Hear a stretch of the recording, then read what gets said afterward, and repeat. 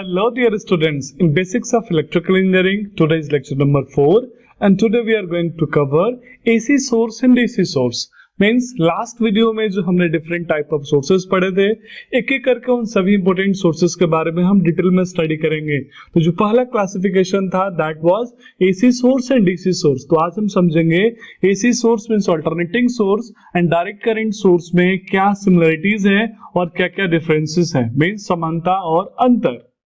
Students, अगर अभी तक आपने मेरे चैनल को सब्सक्राइब नहीं करा, बेल आइकन क्लिक नहीं किया, प्लीज आप सब्सक्राइब करें, बेल आइकन क्लिक करें ताकि जो भी मैं वीडियो अपलोड करूं सबसे पहले आपको मिले।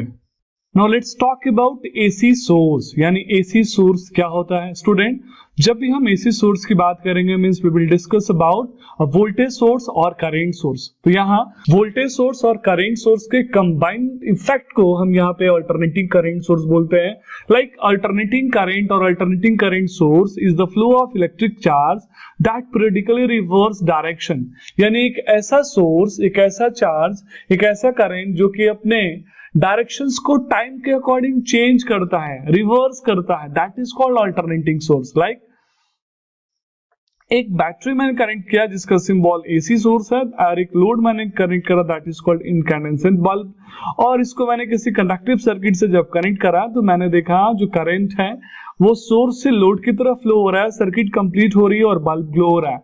जब इस करंट को हमने कैथोड ऑसिलोस्कोप यानी सीआरओ में मेजर करा तो मैंने देखा कि रेफरेंस एक्सिस जो कि 0 है, उस रेफरेंस एक्सिस से इनिशियली मेरा करंट के वैल्यू इंक्रीज हुआ पॉजिटिव डायरेक्शन में, फिर डिक्रीज होके 0 हुआ, और फिर 0 के बाद फिर से वो नेगेटिव डायरेक्शन में इंक्रीज हुआ, और फिर से नेगेटिव पॉजिटिव डायरेक्शन की तरफ इंक्रीज होना चालू हुआ, फिर से वो 0 हुआ, और फिर उसके बाद फिर से पॉजिटिव डायरेक्शन की तरफ इंक्रीज और डिक्रीज होना चालू हुआ। Means it will start it's periodic operation, यानी ये हर हाफ साइकिल में अपने आप को रिवर्स करता है, एक बार पॉजिटिव तो एक बार negative. That's why this is called alternating. Alternating मतलब एक बार प्लस तो एक बार माइनस, एक बार माइनस तो एक बार प्लस, यानी जहां भी ऑल्टरनेटिंग होगा मींस कोई भी साइकिल अपने पीरियोडिक साइकिल को रिवर्स कर रहा है, हर हाफ साइकिल के बाद वो अपने नेचर को चेंज कर रहा है, सिंपल भाषा में बोलूं ऑल्टरनेट कर रहा है, तो दैट इज कॉल्ड एसी और ऑल्टरनेटिंग करंट। जब हम इस ऑल्टरनेटिंग करंट को डिटेल में समझेंगे तो we can see here there are different kinds of alternating current, like कुछ के नेचर साइनसोइडल होते हैं और कुछ के नेचर कोसाइन होते हैं, कुछ की मैग्नीट्यूड ज्यादा होती है, कुछ की मैग्नीट्यूड कम होती है। तो everything depends on the magnitude of source. अगर हम किसी भी एक्सिस को जब टाइम के रेफरेंस में या एंगल के रेफरेंस में मेजर करते हैं और वो हर हाफ साइकिल पे अगर अपने जो एम्पलीट्यूड है, मैग्नीट्यूड है, उसको चेंज करती है, यानी पॉजिटिव से नेगेटिव और नेगेटिव से पॉजिटिव करती है, तो I can say this is called alternating current और this is called alternating current source, means AC source. जब भी एसी सोर्स का हम एनालिसिस करेंगे हमें हमेशा एक पॉजिटिव और एक नेगेटिव साइकिल चाहिए। तो this is a complete cycle, ये कंप्लीट साइकिल हुआ। जिस कंप्लीट साइकिल को पूरा करने में जो टाइम लगता है this is called time period. ये डिटेल में स्टूडेंट हम नेक्स्ट क्लास में समझेंगे।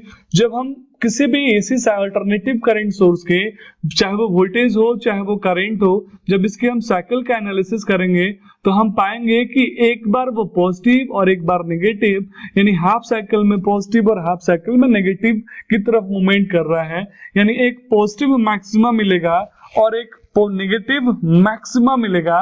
तो that is called alternating current, means amplitude time के साथ ऑल्टरनेट हो, चेंज हो, this is called alternating current. अब हम बात कर रहे हैं DC means direct current source. जब भी हम डायरेक्ट करंट सोर्स की बात करेंगे means we are talking about a DC voltage source और डीसी करंट सोर्स, मींस एक ऐसा सोर्स जिसमें इलेक्ट्रिकल एनर्जी में हमेशा मैग्नीट्यूड यानी वोल्टेज और करंट का मैग्नीट्यूड कांस्टेंट होता है। मींस एक ऐसा सोर्स जो कि यूनिडायरेक्शनल होता है या किसी एक डायरेक्शन में फ्लो होता है। जस्ट एक एग्जांपल ऑफ दैट, मैंने एक डीसी वोल्टेज सोर्स लिया। जब मैं उस डीसी वोल्टेज सोर्स के वोल्टेज और करंट एज वेल एज जब टाइम एक्सिस को मैंने रिप्रेजेंट करा तो मैंने देखा यहाँ पे जो मैग्नीट्यूड वोल्टेज और करंट का है वो किसी एक डायरेक्शन में है, यूनी डायरेक्शन में है, कांस्टेंट है, वो चेंज नहीं हो रहा है, ऑल्टरनेशन नहीं है, तो that's why this is called direct current और डीसी सोर्स। स्टूडेंट, बहुत सारे ऐसे सोर्सेस होते हैं जो हमें देखने में ऐसे लगते हैं वो एसी है लेकिन वो डीसी होते हैं, और बहुत सारे ऐसे सोर्सेस होते हैं जो हमें देखने में ऐसे लगते हैं कि वो डीसी है लेकिन बाय डिफॉल्ट वो एसी होते हैं।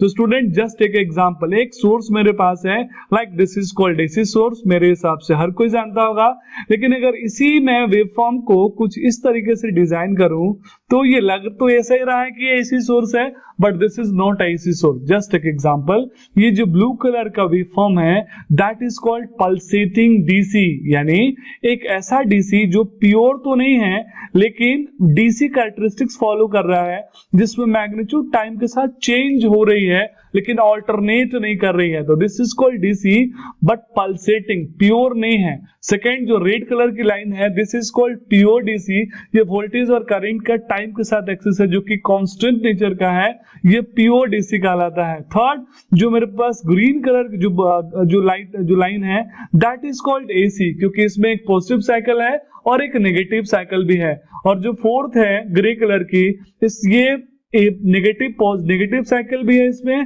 पॉजिटिव साइकिल भी है, लेकिन इसके अंदर यूनिफॉर्मिटी नहीं है, तो ये भी एसी है। This is also AC source, लेकिन ये प्योर एसी नहीं है, इसके अंदर हार्मोनिक्स है।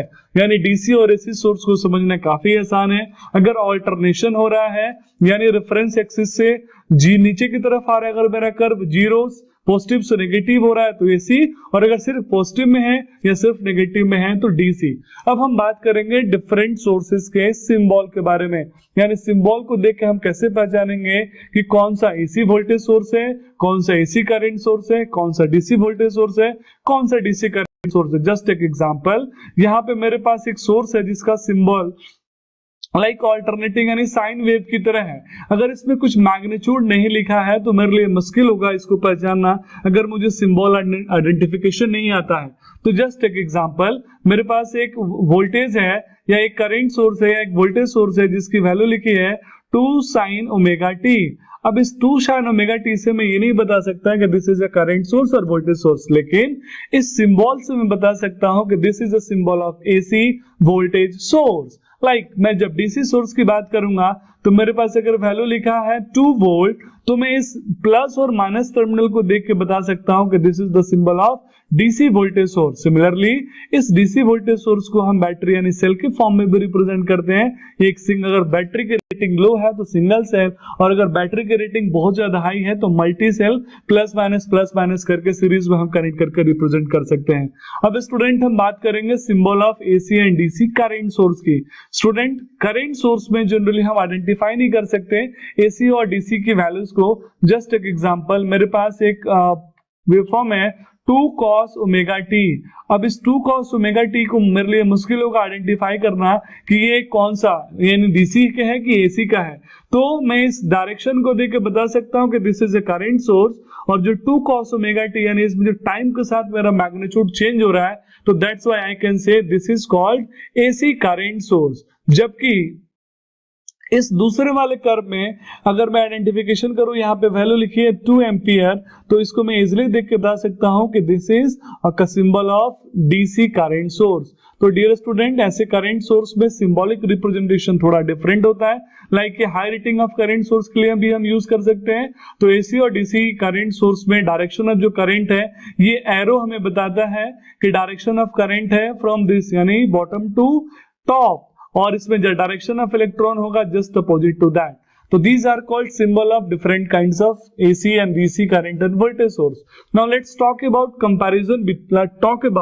the comparison between the AC and DC source. अगर हमें AC और DC source के बेसिक कंपैरिजन को समझना होगा नटसेल में तो कैसे समझेंगे। जस्ट एक एग्जांपल, मेरे पास एक DC वोल्टेज सोर्स है जिसकी मैग्नीट्यूड VS है। जब मैंने इस वोल्टेज सोर्स को टाइम के रिस्पेक्ट में जब मैंने प्लॉट करा तो मुझे कांस्टेंट मैग्नीट्यूड का कर्व मिला जिसमें कोई अल्टरनेशन नहीं है। That's why this is called DC voltage source. अगर मैं एसी सोर्स की बात करूं तो मैंने this is a symbol of AC source. जब मैंने इसको प्लॉट करा तो मुझे कोसाइन वेव मिला जिसमें नेगेटिव और पॉजिटिव साइकिल्स अवेलेबल है, अल्टरनेशन हो रहा है, प्लस और माइनस हो रहा है, तो that's why this is called That's why this is called AC source. तो जब हम DC और AC सोर्स की कंपैरिजन करेंगे तो मैं बोल सकता हूँ एक ऐसा सोर्स जिसमें magnitude with respect to time constant हो, दैट इज कॉल्ड DC. जिसमें magnitude with respect to time change करे, that is called AC. DC source में frequency DC source frequency independent होता है, जबकि AC सोर्स फ्रीक्वेंसी डिपेंडेंट होता है. Dear student, next video में हम डिटेल में AC और DC सोर्स के बीच में कंपैरिजन करेंगे. ब्रीफ में मैंने आपको बताया AC और DC सोर्स होते क्या हैं, कैसे AC सोर्स में मैग्नीट्यूड अल्टरनेट करता है, चेंज होता है, लेकिन DC सोर्स में मैग्नीट्यूड कांस्टेंट होता है. So this is all about today's lecture. Hope